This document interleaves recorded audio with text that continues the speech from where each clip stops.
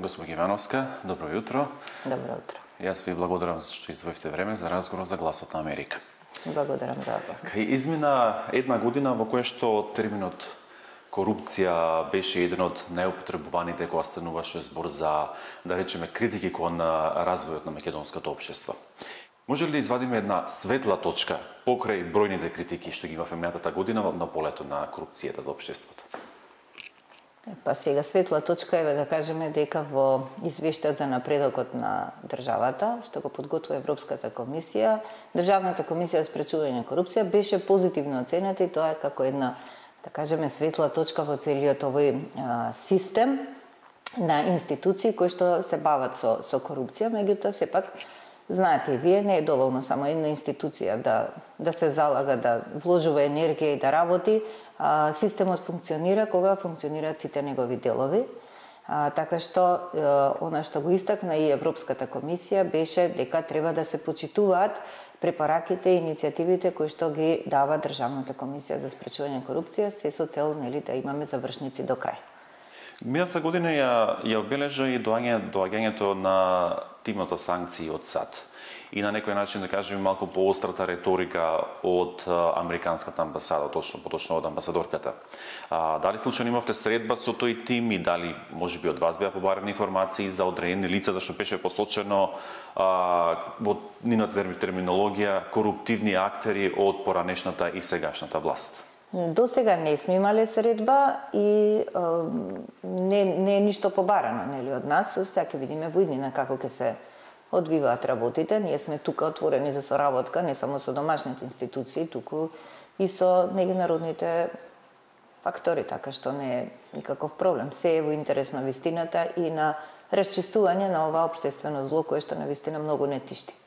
Правосудството ја губи довербата во јавноста.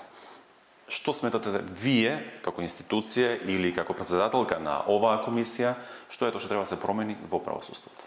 Јас ќе се повикам повторно на Националната стратегија за борба против корупција, каде што меѓу сите сектори и правосудниот сектор е дел од таа национална стратегија, меѓутоа ќе се повикам на факторите кои што придонесуваат за корупција. Прво и најголемо, политичкото влијание. Второ, неказнивост. Трето, отсуство на интегритет. Четврто, транспарентност. Ако ги изанализираме овие фактори, веднаш ви станува јасно што му треба на правосудниот систем и воопшто на целото општество. Меѓутоа, пред се на правосудниот систем, заради тоа што тоа е тој клучниот систем кој што може да ги среди и другите системи во државата и другите сектори. Затоа што ако профункционира неказнивост, ако судиите работат навистина со свој интегритет без политички влијанија, за кои што ние само можеме да предпоставуваме кога ги гледаме одлуките, нели, какви што се носат, многу јасно станува каде е проблемот. Дали вие како претседателка на Државната комисија за спречување на корупција му верувате на правосудството кога станува збор за големите случаи и афери? Пак ќе се повикам на истите фактори, особено на отсуството на транспарентност и недоволни образложенија кои што нас не може да не уверат дека донесената пресуда е навистина добра. Пролонгирање на роковите повторно без образложенија, значи сето тоа ја намалува довербата кај граѓаните, вклучително и кај мене. Бизнисот со соларно производство на електрична енергија станува атрактивен како за приватниот сектор, но и за лица кои што се директно или индиректно поврзани со лица од политиката, со лица од власта, со лица и од опозицијата. Дали вие проверувате што се случува во тој сектор? Имате ли некакви сознанија на што се работи? Имаме отворено случај. Сега сме во период кога ги прибираме сите потребни документи. Значи, од кога ќе заврши тој процес на собирање на документацијата, ќе преминеме кон анализирање на истите и ќе искочиме во јавноста со нашите заклучоци. Значи, сепак... Да, сепак, мислам, работиме на тоа, да. Значи, сепак ситуацијата има таму што да се... Без да се провери, не може било што да се каже. Тоа е тоа. Значи, мораме да провериме се точно како стојат сите работи и сите позиции. Факт е дека во нашата држава има многу влијание кое што најтешко може да се докаже. Тоа е тоа. Меѓутоа, ние сме за тоа да се гради еден систем кој што ќе биде отпорен на корупција Систем кој што сам по себе ќе ги елиминира оние кои што не ги исполнуваат условите, што не заслужуваат да добијат државни средства и така натаму. Значи, нас не интересира како функционирал системот. Дали системот бил отпорен или не бил. Ако не бил, тогаш остава сомнежи дека постоело влијание.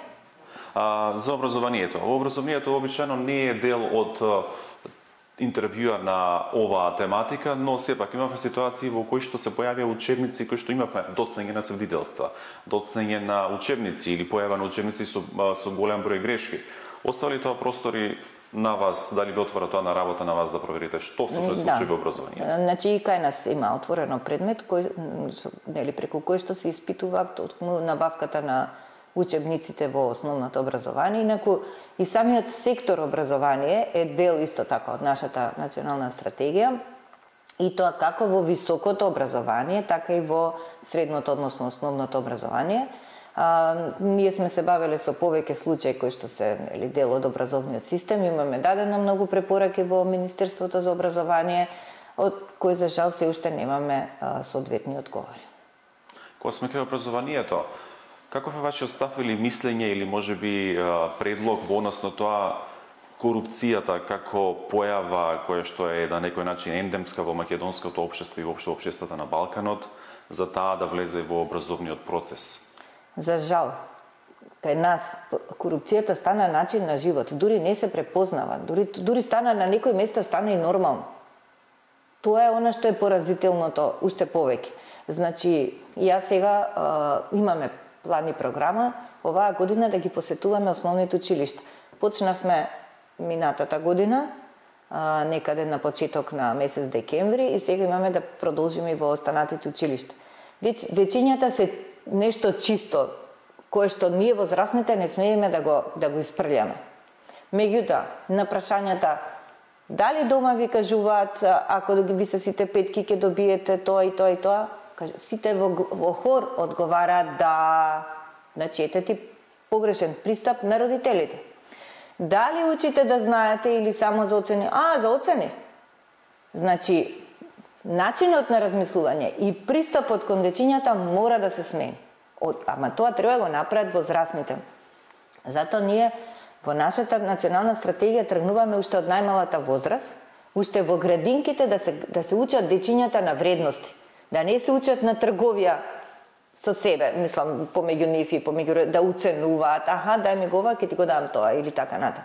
Тоа е тоа што, од каде што почнува се понатаму, нели, да се развива на лошото, корупцијата во државата.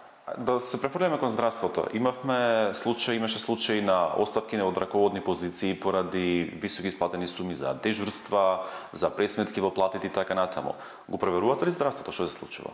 Ние исто така имаме еден предмет за здравството, тоа е исто така за една директорка на инспекторатот, мислам дека беше Бухова, и тој предмет го работиме, а овие предмети што кажавте вие дека си исплаќале повеќе за дежурство и така натаму, имаме информација дека внатрешната ревизија од Министерството за здравство излезе на терен, ги утврди состојбите и врз основа на тоа си поднесоа одредени раководни лица, си поднесоа оставки.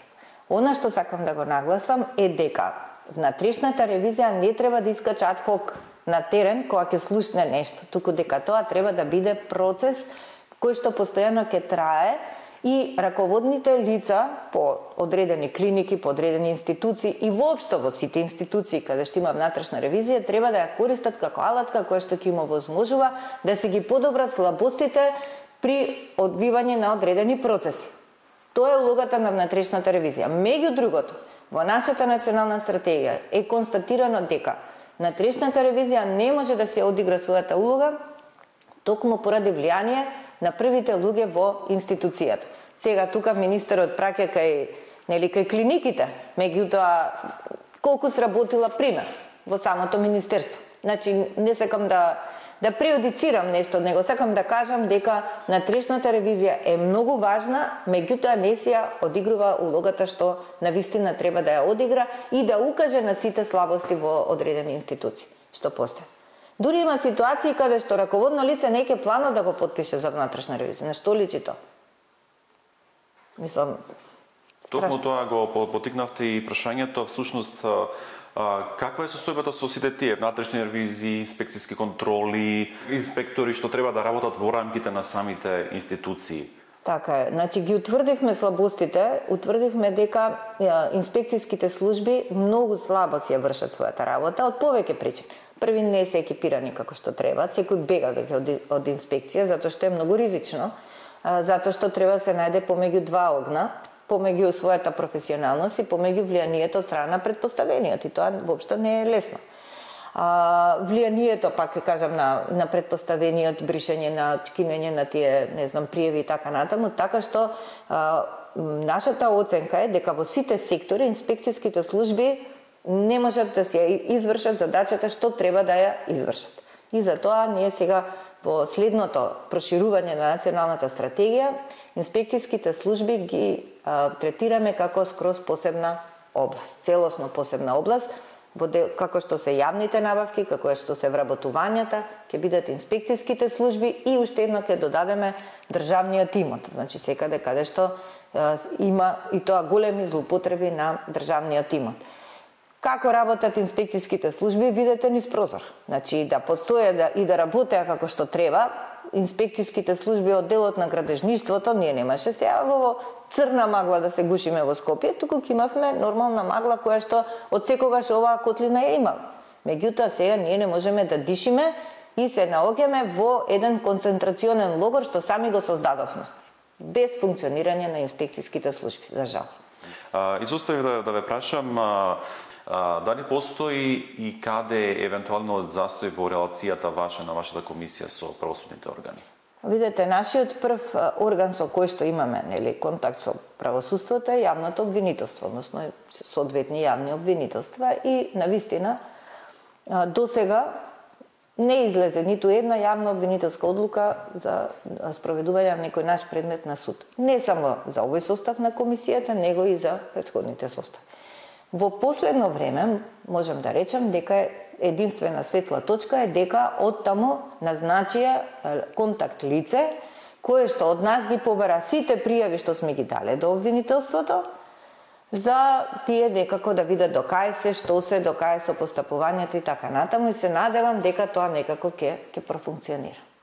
За крај, господи Ивановска, спомнавме стратегијата, националната стратегија за спречување на корупцијата, но ајде да речеме кои се главните цели што би сакале вие да ги постигнете преку оваа институција во текот на годинава? Така, значи ова не е нас веќе последна година од мандатот. И јас многу сакам да се донесе прво законот за потекло на имот, заради тоа што тој е клучен закон за намалување на корупцијата. Ние даваме свој придонес во подготовката на законот, меѓутоа конечно законот треба да си го предложи владата и да излезе, нели, во собранието. Тоа е вака најкрупното и најголемото кое што сакам да го истакнам. Понатаму, спроведување на националната стратегија, имаме доста, нели, работи кои што треба да ги направиме. Сега почна билатералниот скрининг. Како што знаете, борбата против корупција е ставена во сите поглавја. Од тука нас ни престои работа да ја измениме, односно да ја прошириме националната стратегија и за оние поглавја кои што претходно не сме ги определиле како најризични, нели, со анализа на ризици од корупција, туку бидејќи се дел од преговорите со Европската комисија. Понатаму имаме направено центар за тренинг на ново вработените, склучивме меморандум за соработка со Министерството за информатичко општество и администрација, и со цел да се исполниме нашата превентивна улога, ќе започнеме со обуки за антикорупција на сите ново вработени, а понатаму ќе ги прошируваме и на пониските ешалони. Сакаме да развиеме аналитички центар, кој што, нели, ќе ги обработува податоците кои што произлегуваат врз основа на нашите резултати, кои што треба да бидат добра основа понатаму за, нели, правење нови политики. Работиме на политиките на интегритет. Минатата година тие се изработија, се подпишаа од 17 институции на централно ниво и од 67 на локално ниво. Се назначија лица за интегритет и за нив подготвивме приречник како треба, нели, да постапуваат. По мене интегритетот е основата, базата на која што борбата против корупција треба да се ослони најмногу, значи интегритетот. Покрај тоа што превентивната улога ќе си ја завршиме преку тренинзи, обуки и така натаму, останатиот дел да работиме по пријави, по предмети кои што за жал не стигнуваат. Така да и тоа голем дел од нашето време ќе го посветиме и на работа по предмети. Уред, госпоѓа Ивановска, јас ви благодарам за издвоеното време и за разговорот за Гласот на Америка. Ви благодарам и на вас.